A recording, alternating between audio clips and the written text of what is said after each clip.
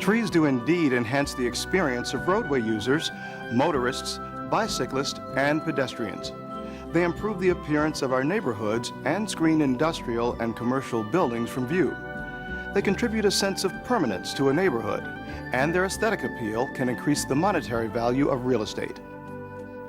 They also serve more functional purposes. They improve water runoff, block the wind, soften glare, and in some instances can even act as noise barriers. Finally, they also provide a refuge for many local wildlife.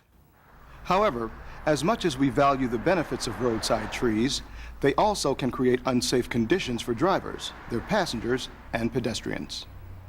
No matter how safe the road surface itself may be, we cannot control people's behavior when they're behind the wheel. There's many distractions, including weather or radios or cell phones, that cause people to leave the road. And once they leave the road, it is a high probability that they will come to rest against a tree, a culvert, or another fixed object that can lead to serious injury or fatality. So all the impact, all the blunt force trauma is going to be absorbed by the person driving your vehicle. And that's where the organs of your body then strike the inside of your body, because the inside of your body has slowed down to zero, but your heart and your lungs are still traveling. There's really a whole spectrum of injuries. You know, some people come in and aren't injured at all, and a lot of people come in and have injuries from head to toe. A lot of people have traumatic brain injuries. And it puts a big burden on these families and friends, you know, brothers and sisters. We see here all the time young kids who come in, severe car accidents with a lot of injuries and brain injuries, and you see, you know, 10, 15, 20 kids, you know, high school kids, college-age kids that are coming in to see their friend who's essentially in a coma.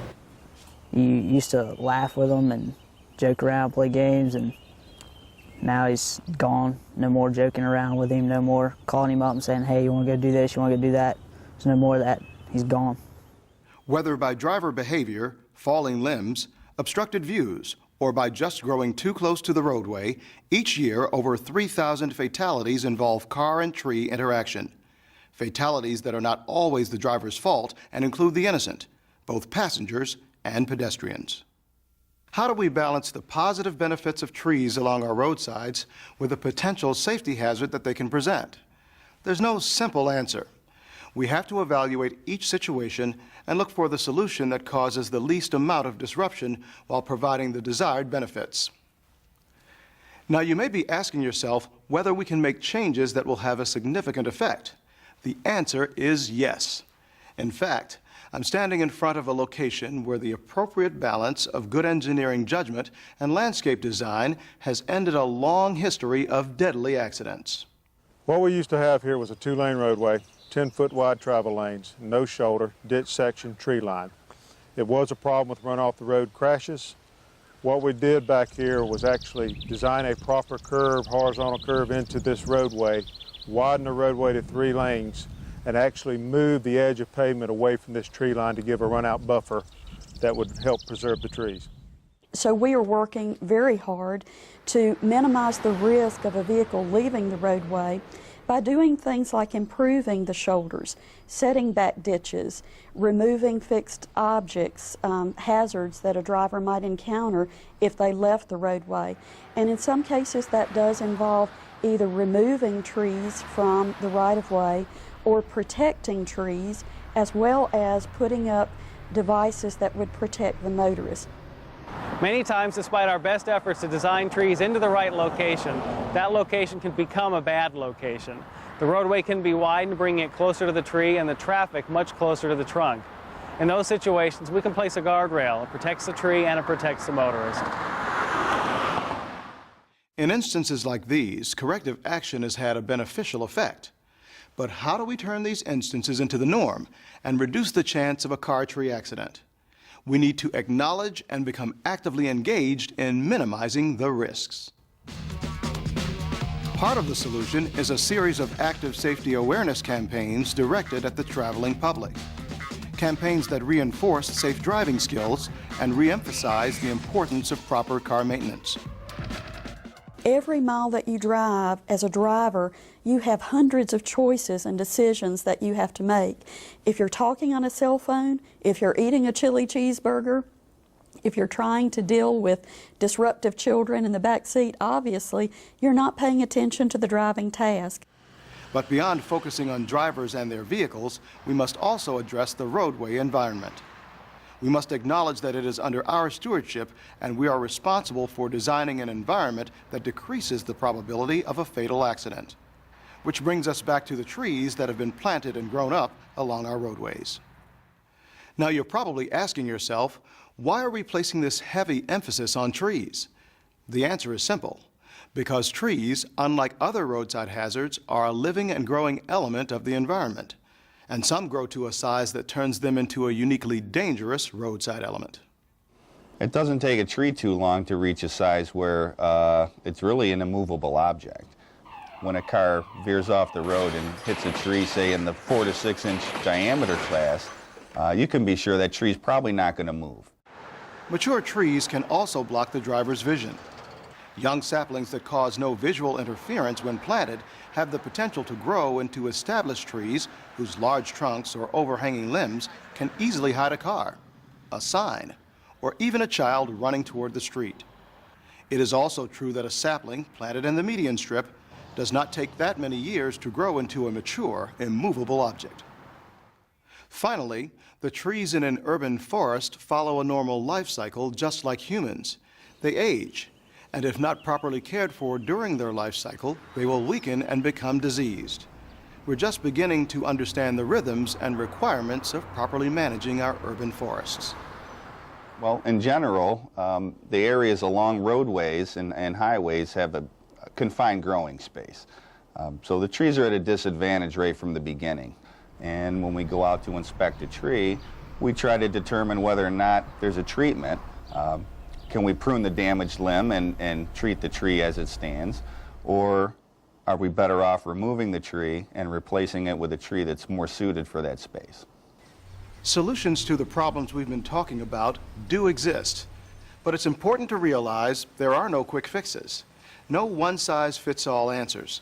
In the long run, perhaps the major impact on this issue will be determined by how well we implement an ongoing, balanced, solution-based approach to good highway design, placement of new trees, and effective landscaping. When designing trees into the roadside environment, we're always working from a framework of safety. We want to improve the appearance of the roadside, meet the aesthetic requirements of our partners, but not at the expense of the safety of the traveling public. This is a 35-mile-an-hour facility. We have chosen to put the trees back behind the sidewalk for many reasons here. The first is that these trees will be quite large when they're mature, and this will keep them out of the clear zone. The second reason is that by giving them so much space, they will be healthier in the long run because their roots will have plenty of space to grow. We did plant some trees right next to the roadway, but in this case we chose species that would remain small when they were fully grown. You want to put the right tree in the right place. If you have a confined green space, you may want to plant smaller species of tree or even shrub species. Our goal is to beautify and enhance the roadside while taking into account the safety of the motoring public.